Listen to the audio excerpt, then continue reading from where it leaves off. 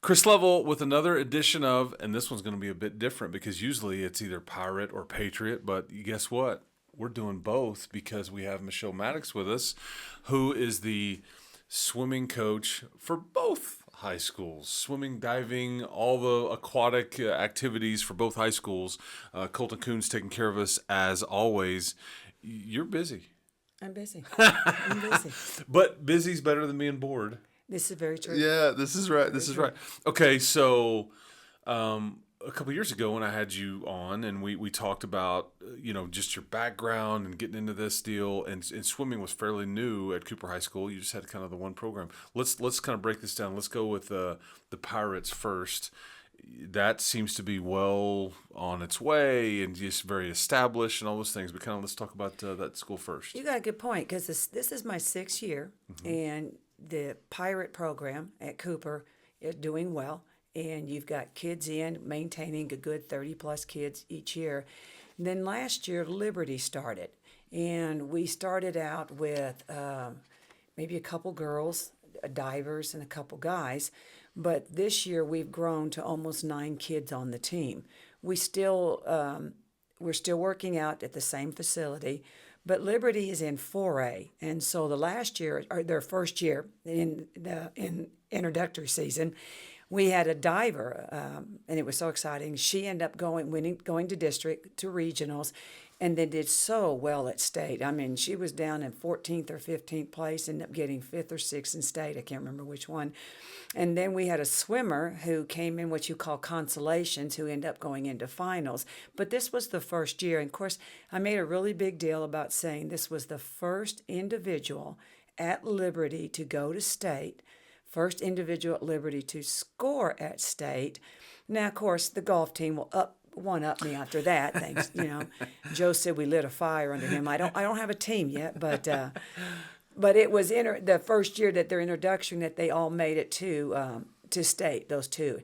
This year, it's a little bit more exciting because unfortunately, our girl diver that was with us last year was in a bad car accident, and bless her heart, she got cleared maybe 2 weeks before district, and this accident was in September. And 2 weeks before district, did her best. I mean, really did her best, but just couldn't finish it. Just the injuries are still trying to maintain all the movement here. But her twin brother made it in diving. The other individual, Dagan Patterson, made it in 2 events, and we just finished regionals. We took a girls relay team, yay for them. We had a girl individual, Allie Ainsworth, who made it an individual event, 2 regionals, but it was the first time that Liberty had a relay that went, first time to have an individual girl swimmer, and then to have a boy that qualified in 2 events that'll go to state, which is next weekend in San Antonio. Okay. And that's Liberty. Yeah, that's Liberty. And then Cooper High School, you said you got about 30 kids in the program, and you're just kind of rolling there, right? And Cooper has done well with, the program is big enough, and we're going into regionals this weekend. We have all relays going into regionals. We have individuals in the gentleman's side. We have a sprinter. We have a distance person. And they're in 5A. And they're in 5A. We have a girl diver. We have an individual girls and individual events. So we have to see if we can be in the top 2 and if they will move on to the state championship, which is in 2 weeks in Austin. Yeah, so you're basically not home for the next month. It goes like a 5-week stretch. We got a break this year. Last year it was 6 weeks in a row because it was 4A district followed by 5, then regionals 4, then 5 the next weekend, then state 4, and then 5. And I am appreciative. I'm very appreciative. It's a taxing time, but it's a growing program, and it's a program that's growing because we don't have any influx. We're one of those, a lot like soccer does too, and some baseball and softball, that doesn't have a middle school program to feed it. But unlike those, where do you swim in Lubbock? You have 2 facilities. If you count Tech as your 3rd one, you can join a club, but it's all North Lubbock. And then Tech does some kind of lessons during the summer that helps them out. But there is not year-round swimming on the south side of the city, which hopefully someday there will be. But we rely on kids that have fun in their neighborhood pools, backyard pools, or we're working on it. we've gotten some interest in trying to have middle Recruiting school. and and trying to get them. Hey, Middle man, school swimming is an answer. Okay, okay. What is? I had some interesting swimming questions to ask you. Like I was just curious because there's 4 strokes. Which one is the hardest to coach and teach? The ones that I would say the hardest, and it would be up to the individuals.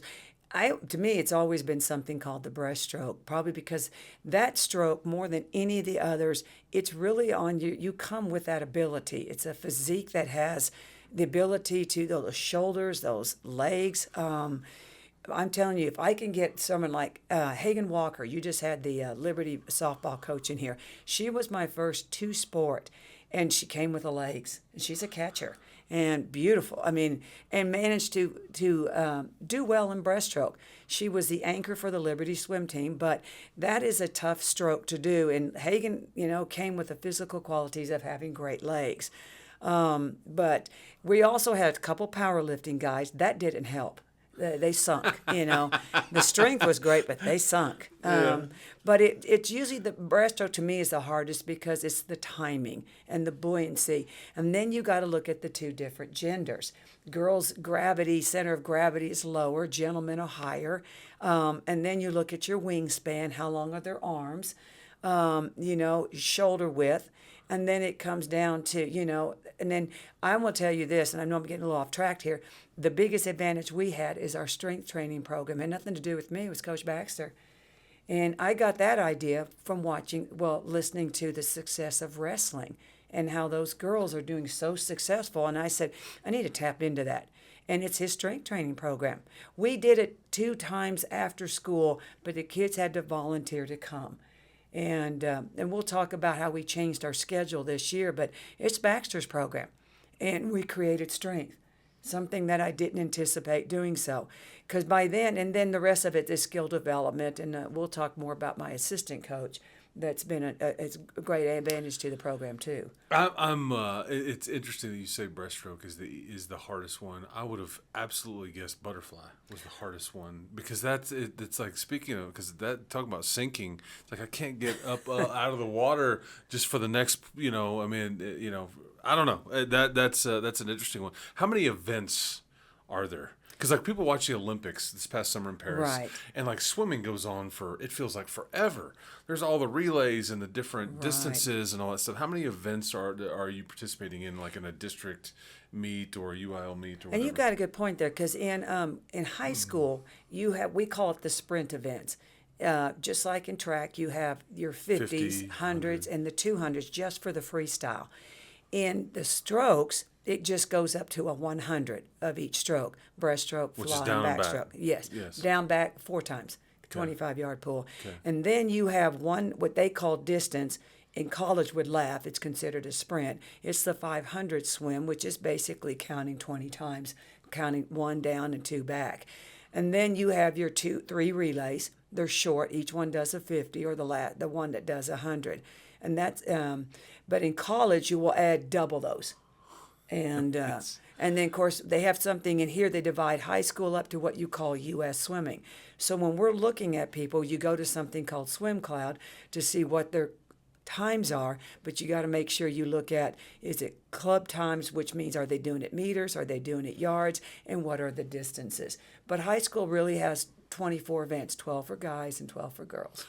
So the longest? So there is not really any distance. No, not really. Okay, yeah, because some of those, like you watch it's like go on and on when you watch those. Yes. Yeah. Who is the who is the best swimmer that you've ever not coached but watched from afar, like of the Olympic type folks? Who do you enjoy watching compete? Oh, I've always watched like Caleb Dressel. It's fascinating.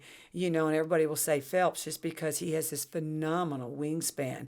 And on the girls, watching Katie Ledecky do her, hers. The Walsh sisters are phenomenal. I mean, they just came out of the blue. I mean, they didn't really, but it's amazing watching, watching their success and their versatility in the sport. Do people realize how mentally tough you have to be a really good swimmer? Yeah, I'm glad you said that, because we had that discussion this morning. Because we are now working out at 5:30, or the kids have to be there at 5:45 to stretch. And it really wasn't my idea. We used to go first period of the day, and you miss things. either tutorial needs, club needs, student council needs, assemblies. And so I said, we're probably the only program that I know throughout the nation that goes 8 in the morning. So I asked the kids, what do you think about us starting, and swimming from 6 to 7:30? I was surprised. They voted for it. Because I was kind of like, I don't want to do this. Yes, I do. No, I don't. So we did, and tech made it work. And so the kids, we get there at 5:30. The door opens up. The kids start pilfering in. 5:45, we're stretching in the water. They're done by 7:30. But it frees them up then to go ahead and head on to school, and it gives them their first period, good breakfast, and go forth like that in this. But what it's done, it's giving us a little bit more extra time, and then we get to come back and have a swim period in the afternoon when we do the weight training on that.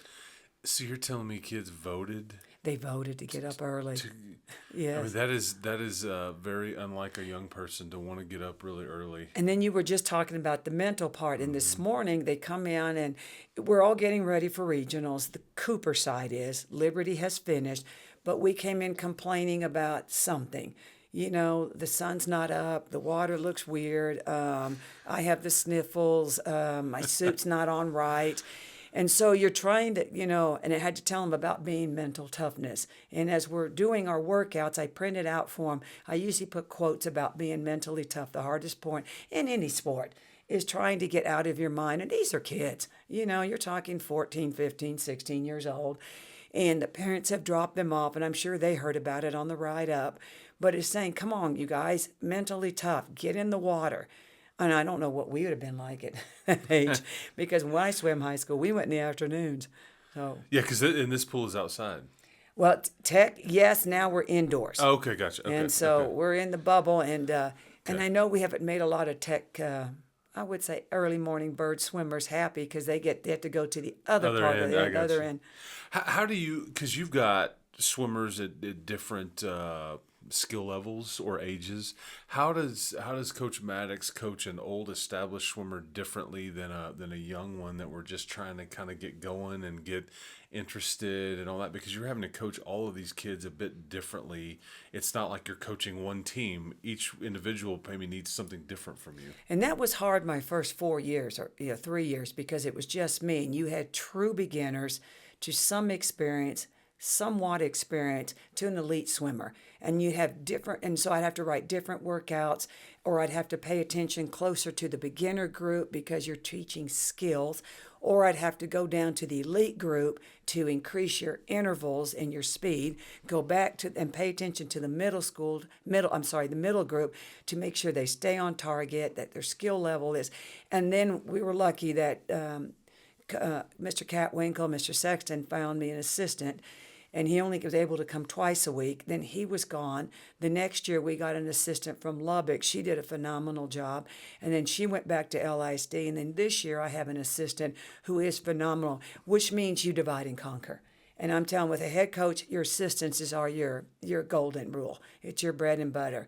They're the ones that help you catch the little things. I may be the event planner, the budget person, the organizer of the time management, the clock like you do in football, but it's your assistants that, hone in on the skills, or they pay attention to the little things in here that catch the beginners to correct something, to catch the middle people to stay on a target, understand how to read a clock, or to take your elites and push them a little bit further beyond their comfort zone.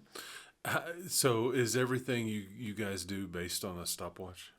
Yes, and thank goodness tech has a huge clock on that. Okay. But the hardest thing is to get kids to read the clock, because when I was, and it took me in college to do this. Every time you finished whatever you were finishing, you looked at the clock.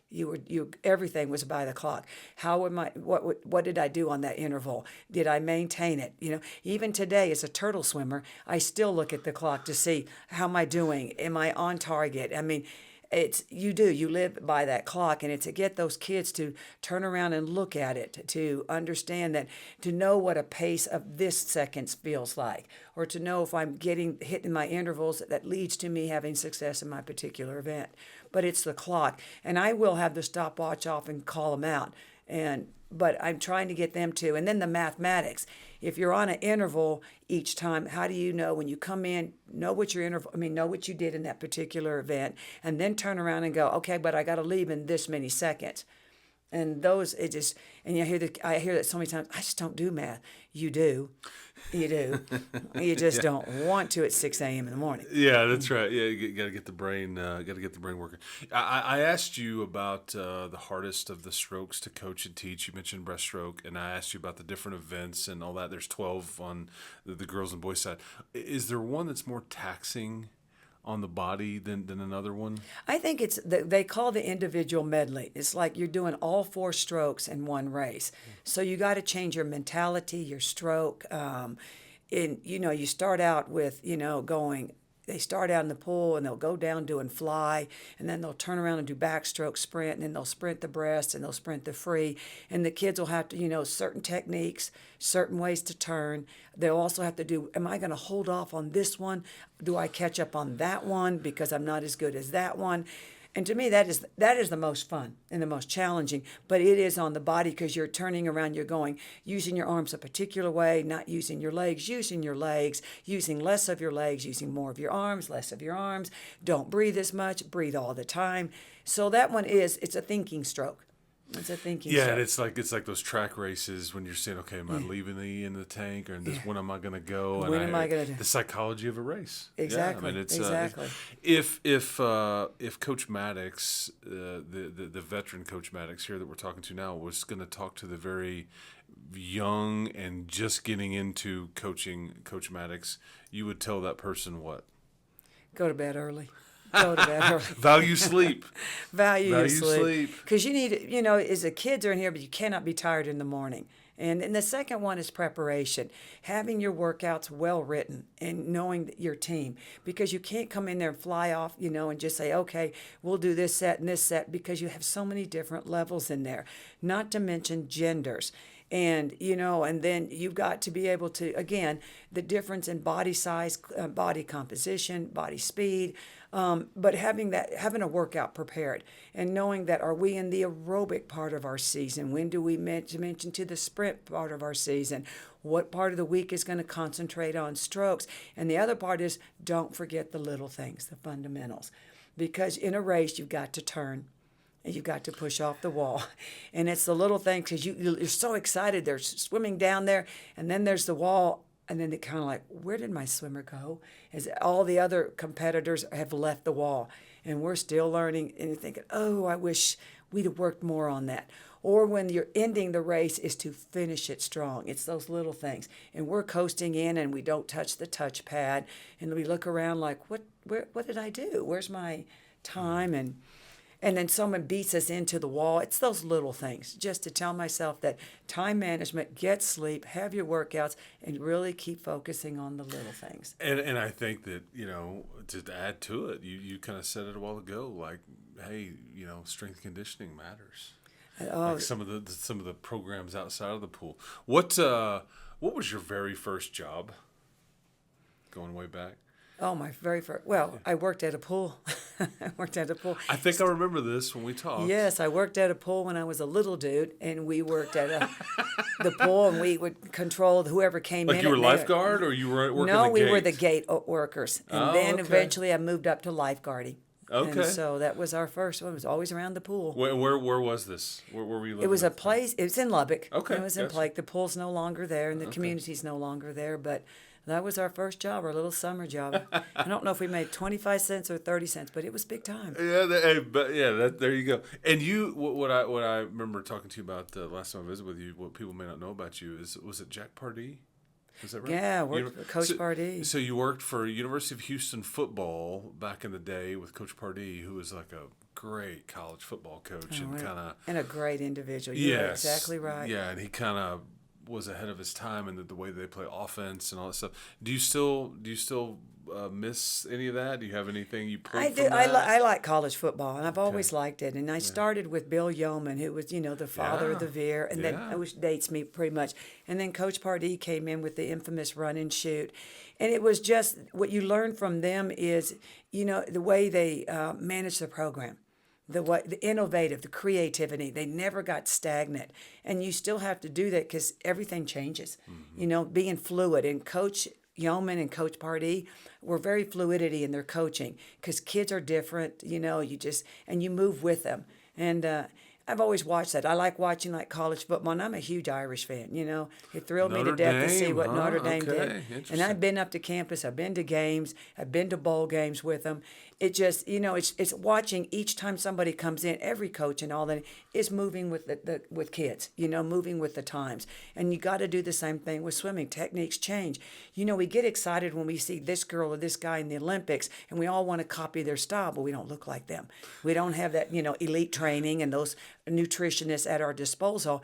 But the kids' excitement, and then to take their bodies and then adapt them to their particular strokes or adapt them to their particular races. But you got to keep changing now and constantly changing.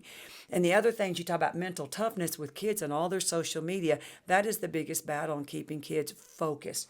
We're having trouble, to me, the ability to really focus because kids are squirrel. Yeah. Like moth we'll be talking, to a flame. and you watch kids at swim meets now, and if you tell coaches, I see more and more coaches saying phones aren't allowed out because we're watching something that's posted and sharing it, and so it's learning to using that to your advantage, and you can use that technology to help you coach. Yeah, and again, if you're not, you're probably getting behind. You're getting behind. Yeah, you're getting behind. What? Okay, in life in general, let's learn a little bit more about you. What are you afraid of? What scares you? Like snakes or no? The fear of the unknown. I don't know, heights. No. I mean, what scares? No, Coach we had a Matticks? mouse in the room yesterday. And I had to swim and go catch it and let it out. I was about to say that's Yeah. not scaring you. Yeah. You're like, hey, look at this little fella. What scares you? That I don't have enough time to finish whatever I'm involved in. Okay. That I don't like to be rushed. That am I talking too fast? Am I moving too fast? Is the workout too fast? Did I address what I needed to address? Time is a thief. Time, yes, in academics and in athletics. And we were walking in here earlier, being in class, I'm thinking now the kids are doing a digital writing, and then they're going to do a checkpoint, and then I'm going to miss that class on Friday. I feel like I'm cheating them, but I need to be there for swimming. That's what I don't time. Okay. My greatest fear and my best friend is time. You just juggle. Yeah, well, time is, it's currency. I mean, it's what it is, and time is money. I mean, all those sayings, and that's where it comes from because you feel like you don't have spread too thin and all that stuff. What do you teach over at and are you teaching at both schools or just Cooper High School? Just at Cooper. Okay, I'm at pre-AP World History. World history. Yeah, and yes. I love the world. And it's so much information, and you want to tell them about, and then you want to say, and you want to compare it to the current times that history is repeating itself. You're living it, but you're hoping you make the connection if you can just break them away from whatever the little world is right now. The cat video or constantly changing, or some influencer, and that's the conversation, but. Your favorite historical event to teach kids about is what? Like what do we like kind of enjoy when we get to this part of the semester? We're about to, and this is part of this one. I like the antiquities, but now we're about to get to what we call the age of change, when you have ideas that countries are now coming into their own and establishing their own, and you've got competition between them, and thinkers that are saying, looking at things such as the people's, you're getting away from monarchies, you're getting away from oligarchs, you're getting away from dictators, you're getting away from emperors, and it's more becoming people-oriented in programs such as that. And then and then here we're going through the times here that we're having the same conversation. So it's this time of the year that we're talking in the 1500s when the whole world is now being connected globally. World history teacher, right there. Okay, so before we let you out of here, to again go through what's coming up in these coming weeks right now with district and regionals and all that stuff. Let's go through that one more time. What's coming up this coming weekend and then the weekend after and all that stuff? Kind of go through it real fast. Okay, we're going to start regionals in Lubbock. It starts Friday and Saturday. It's 5A regionals. Okay. And you'll have on Saturdays your finals. The top two of every event will move on to state. On the weekend of Valentine's, I'll be spending it with Liberty as we go to San Antonio for state, and that will occur on a Thursday, Friday. Mr. Sexton will be down there with us. The following weekend will be in Austin, the 20th, 21st, whatever that weekend, where we'll have another group of kids that will head to Austin for that. And all of this is, and the one thing about us, and I put that in here, is they all cheer for each other. And it's so nice to see. We had Cooper kids come to regionals to cheer on the Liberty kids.